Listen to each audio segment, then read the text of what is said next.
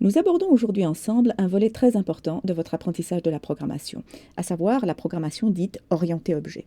Il s'agit d'une façon particulière de programmer, qui n'est d'ailleurs pas spécifique au langage Java, qu'on va pouvoir retrouver dans d'autres langages, et qui va donner à vos programmes un certain nombre de propriétés intéressantes, notamment en termes de maintenabilité et de modularité. À ce stade du cours, vous êtes censé connaître un certain nombre d'éléments fondamentaux relatifs à la programmation tout court. Vous savez par exemple exprimer des traitements en utilisant des structures de contrôle, comme par exemple des boucles conditionnelles.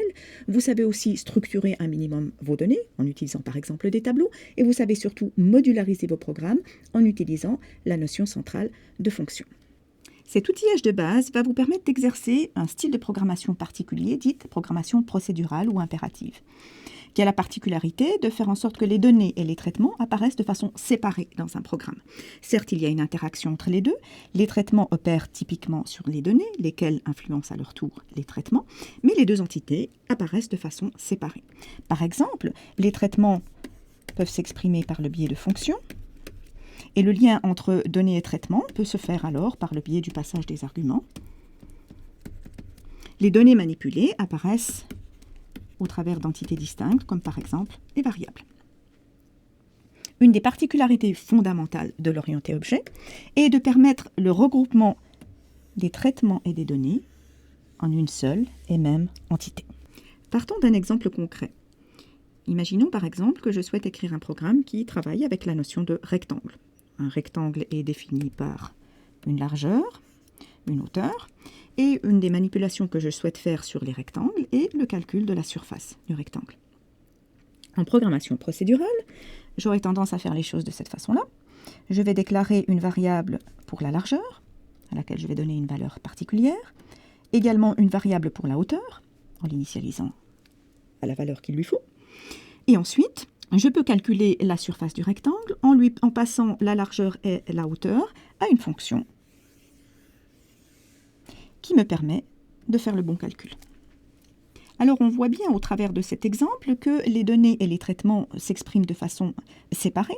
Les variables me permettent de stocker mes données et ma fonction de surface me permet de réaliser les traitements. Ces deux entités sont séparées dans le programme. Le lien se fait entre les deux par le biais du passage des arguments. Une critique fondamentale que l'on peut émettre sur ce programme est l'absence de lien sémantique entre les différentes entités. Par exemple, le lien sémantique qui unit la largeur et la hauteur, en fait c'est la largeur et la hauteur d'un rectangle, n'est pas immédiatement visible. Si je ne suis pas francophone, que je ne comprends pas très bien ce que veut dire largeur et hauteur, il est très difficile pour moi de voir qu'il existe un lien entre les deux. Il s'agit de la largeur et de la hauteur d'un rectangle. De même, le lien sémantique entre les données et les traitements est difficile à établir.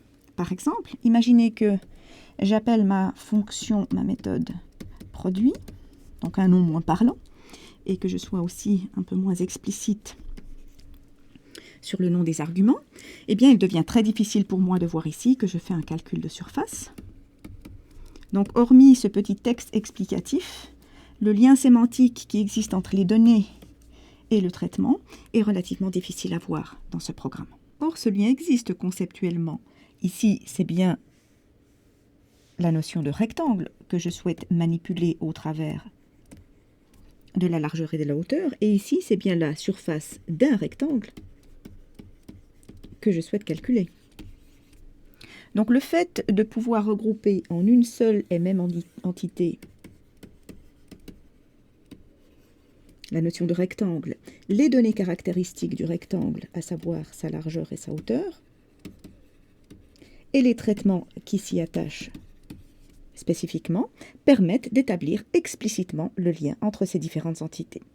Il s'agit là de l'un des fondamentaux de la programmation orientée objet. Ce qu'il faut savoir de façon globale, c'est que la programmation orientée objet va vous donner un certain nombre d'outillages permettant davantage de robustesse, de modularité, de lisibilité à vos programmes. Ce qui va dans le sens d'une meilleure maintenabilité. Alors, robustesse par rapport au changement. Si votre programme est amené à changer un jour, à être étendu, on ne veut pas être dans l'obligation de tout réécrire, et de robustesse face aux erreurs de manipulation, par exemple des données. En effet, la plupart des applications développées de nos jours ne sont pas redéveloppées depuis zéro, mais consistent à étendre, à maintenir du code existant, et il est important de pouvoir le faire à moindre coût. Nous allons voir que les propriétés fondamentales de l'orienté objet, à savoir davantage de robustesse, de modularité et de lisibilité, vont exactement dans ce sens-là. La programmation orientée objet offre en réalité 4 concepts centraux: encapsulation, abstraction, héritage et polymorphisme, qui permettent de mieux organiser les programmes dans le sens de la robustesse, lisibilité, modularité et maintenabilité, comme je l'ai exprimé tout à l'heure. Et ces concepts centraux ne sont pas spécifiques à un langage, il s'agit des concepts centraux de l'orienté objet. Dans la séquence présente, nous allons essentiellement nous occuper de définir encapsulation et abstraction, et nous aborderons dans les séquences suivantes les notions fondamentales d'héritage et de polymorphisme. Ce que l'on entend par encapsulation, c'est le fait de pouvoir regrouper dans une seule et même entité des données et les traitements qui agissent sur ces données. Donc typiquement, dans l'exemple du rectangle, nous allons regrouper dans une seule et même entité la largeur et la hauteur qui caractérisent la représentation du rectangle et la fonctionnalité du calcul de surface. Donc en termes de jargon, on va parler pour les données de la notion d'attribut, et on va parler pour les fonctionnalités de la notion de méthode. Donc, en programmation orientée objet, on va être dans la possibilité de définir des nouveaux types de données au travers, nous allons le voir un peu plus tard, de la notion de classe. Ces types de données peuvent être utilisés pour travailler concrètement avec des données de type plus abstrait, le rectangle. Et ces données vont être des objets qui vont cohabiter dans le programme et interagir dans le programme. Un programme orienté objet va donc typiquement travailler avec des objets qui sont caractérisés par leurs attributs et leurs méthodes. Parlons un peu de la notion d'abstraction. Imaginez que je souhaite écrire un programme qui manipule un certain nombre de rectangles, pas uniquement un seul. Donc dans une approche procédurale, je devrais déclarer autant de variables hauteur et largeur que j'ai de rectangles. Donc ceci pour le premier, et puis je devrais faire exactement la même chose pour le second rectangle.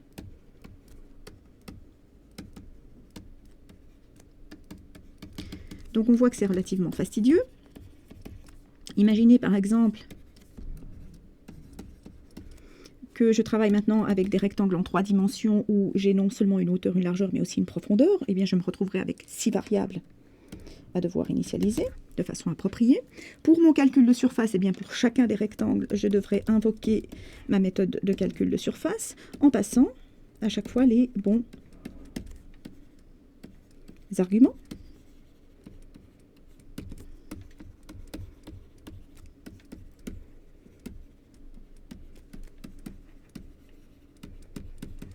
Donc on voit rapidement que c'est fastidieux, et puis c'est source d'erreur. Imaginez que je me trompe,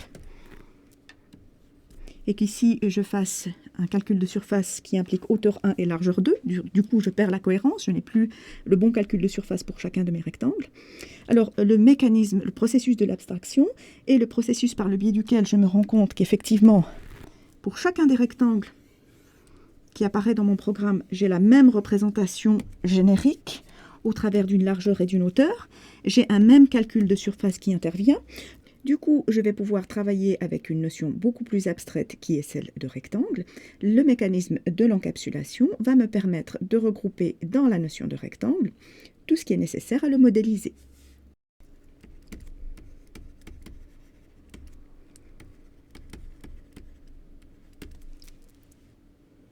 Du coup, je vais permettre à mon programme de désormais pouvoir travailler avec des entités plus abstraites. Je vais travailler avec un premier rectangle et un deuxième rectangle, tous les deux de type rectangle dans le programme. Je vais invoquer des calculs de surface sur ces rectangles. On va voir qu'en orienté objet, j'anticipe un petit peu sur la suite, qu'on va dire je calcule la surface du premier rectangle. Donc on va voir par la suite comment tout ceci s'exprime de façon beaucoup plus précise. Et du coup, eh bien, je permets à mon programme de se focaliser sur l'essentiel. Donc je ne suis plus en train de me préoccuper du fait qu'un rectangle est constitué d'une largeur et d'une hauteur. Je me focalise sur les aspects essentiels. Je travaille avec des rectangles. Je fais un calcul de surface sur un rectangle. Au niveau de l'utilisation, je ne vois désormais du rectangle que ce que l'on appelle en jargon orienté objet son interface d'utilisation, c'est-à-dire les fonctionnalités qui sont offertes pour la manipulation du rectangle, comme ici le calcul de surface. Faisons une analogie avec un objet de la vie courante. Lorsque vous conduisez votre voiture, vous n'avez typiquement besoin d'en connaître que l'interface d'utilisation. Concrètement, eh bien, vous avez besoin d'avoir un volant, un accélérateur, une pédale de frein, et à nul moment, il ne vous est utile de savoir comment le moteur est concrètement construit. Donc, pour conduire votre voiture, vous n'avez besoin d'en connaître que l'interface d'utilisation. C'est exactement le même principe en programmation orientée objet. Pour utiliser un nouveau type d'objet, une nouvelle classe, vous n'avez besoin d'en connaître que l'interface d'utilisation qui est prévue par le programmeur de la classe. Le reste est du détail d'implémentation interne qu'il n'est pas utile de connaître. Il y a donc deux niveaux de perception d'un objet. Un niveau externe, qui est utile au programmeur utilisateur, celui qui utilise la notion de rectangle. Dans un programme, donc il existe désormais un type rectangle. Je peux déclarer des variables de type rectangle, les initialiser de façon appropriée. Et ensuite, ce qui m'intéresse en tant que programmeur utilisateur, c'est les fonctionnalités utiles, le calcul de surface. Donc ce niveau externe est le niveau qui intéresse le programmeur utilisateur, celui qui utilise le type rectangle. Second niveau, le niveau interne, celui qui a programmé le nouveau type, le type rectangle, a dû se préoccuper de tous les détails d'implémentation, à savoir qu'un rectangle, c'est une hauteur et une largeur. Il a dû définir comment se fait concrètement le calcul de surface. Donc ceci constitue la partie implémentation, c'est un niveau interne qui n'est pas forcément utile à celui qui utilise le rectangle. Donc en programmation orientée objet, nous aurons non seulement la possibilité de regrouper en une seule et même entité des données et des traitements, mais on va pouvoir également définir des niveaux de visibilité. Celui qui programme le nouveau type rectangle, concrètement une classe rectangle, va pouvoir dire ceci est un détail d'implémentation qui ne sera pas accessible à l'utilisateur externe. Ceci est une fonctionnalité que l'on souhaite offrir à l'utilisateur externe et donc qui va être accessible à cet utilisateur.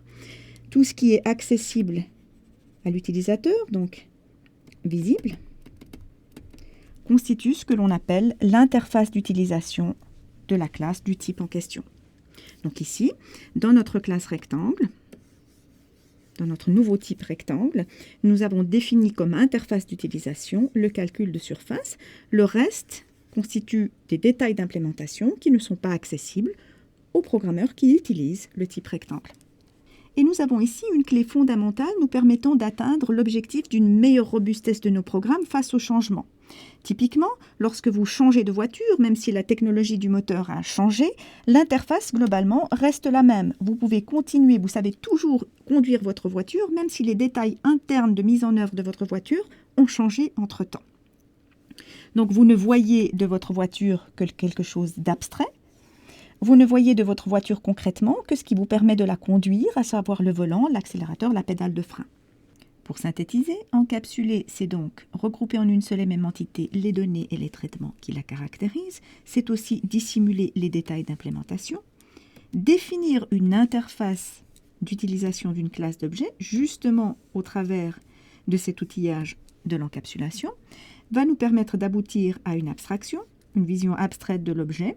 On ne va voir de l'objet que ce qu'offre son interface d'utilisation en termes de manipulation possible.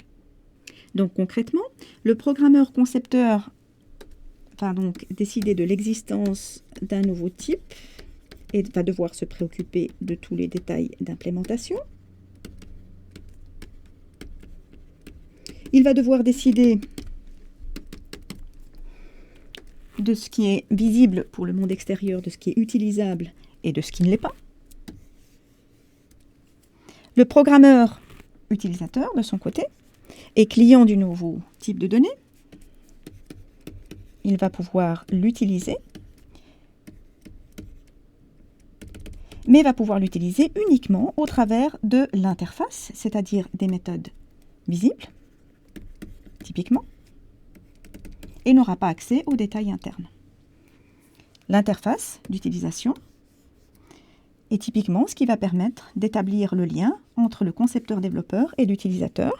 Et de façon très concrète, cette interface va pouvoir être entièrement décrite par l'entête des méthodes qui sont offertes aux programmeurs utilisateurs. Alors, un des intérêts fondamentaux d'abstraire et d'encapsuler est d'assurer une meilleure visibilité, une meilleure cohérence au programme. Comparez ici une approche procédurale où je manipule des données de bas niveau avec l'approche orientée objet que vous allez être capable, dès les séquences suivantes, de pouvoir programmer par vous-même, où je manipule explicitement la notion de rectangle. Il n'était pas vraiment explicitement visible ici que je manipule cette notion de rectangle, où j'établis le lien sémantique entre le rectangle et le calcul de surface, alors qu'ici, ce lien est établi de façon très indirecte. Donc, premier avantage, meilleure visibilité, meilleure cohérence. De plus ici, de par le fait que le programmeur utilisateur de la classe rectangle ne peut plus utiliser la notion de rectangle qu'au travers de l'interface d'utilisation prévue par le programmeur concepteur de la classe, eh bien, il devient possible à ce programmeur concepteur d'en modifier les détails internes sans que cela n'impacte l'utilisation concrète. Si, comme évoqué précédemment, le concepteur de la classe rectangle décide de revisiter, de revoir son implémentation initiale, qui consistait à représenter la hauteur et la largeur au moyen de 2 doubles. Donc s'il décide de discuter ce choix, de le modifier, par exemple en utilisant un tableau, alors, s'il adapte proprement le calcul de surface à sa nouvelle structure de données, celui qui utilise le calcul de surface n'est nullement impacté. Il découle donc de la séparation entre le niveau interne, détail d'implémentation, et externe, interface d'utilisation, un cadre d'utilisation plus rigoureux. Les modifications que l'on fait à l'intérieur de la structure interne restent invisibles à l'extérieur. Il en découle une règle généralement suivie par tout bon programmeur orienté objet, de par le fait que les attributs pour leur modélisation nécessitent des choix techniques, des choix d'implémentation, on doit décider par exemple de leur type, on va les considérer habituellement comme des détails d'implémentation et donc on va faire en sorte qu'ils ne soient pas accessibles depuis l'extérieur de la classe. Pour résumer, lorsque l'on définit un nouveau type d'objet au travers d'une classe, on va être amené à définir les attributs caractéristiques de la classe ainsi que les méthodes qui lui sont spécifiques. Et on va devoir se préoccuper de définir concrètement ce qui est visible, l'interface d'utilisation, et ce qui ne l'est pas, les détails d'implémentation. Donc une fois qu'on aura décidé de ce qui est à cacher, donc l'utilisateur externe n'aura de vision de cet objet qu'une vision abstraite qui est matérialisée par l'interface d'utilisation. Je ne vois d'un rectangle que son calcul de surface. Et si je veux suivre les bonnes règles de programmation orientée objet, je vais considérer que les attributs sont également des détails d'implémentation. Et donc, l'interface va se limiter à un certain nombre de méthodes bien choisies. L'utilisateur externe n'aura de vision de l'objet que cette interface d'utilisation. À retenir de la séquence d'aujourd'hui, le résultat du processus d'abstraction est ce que l'on appelle une classe.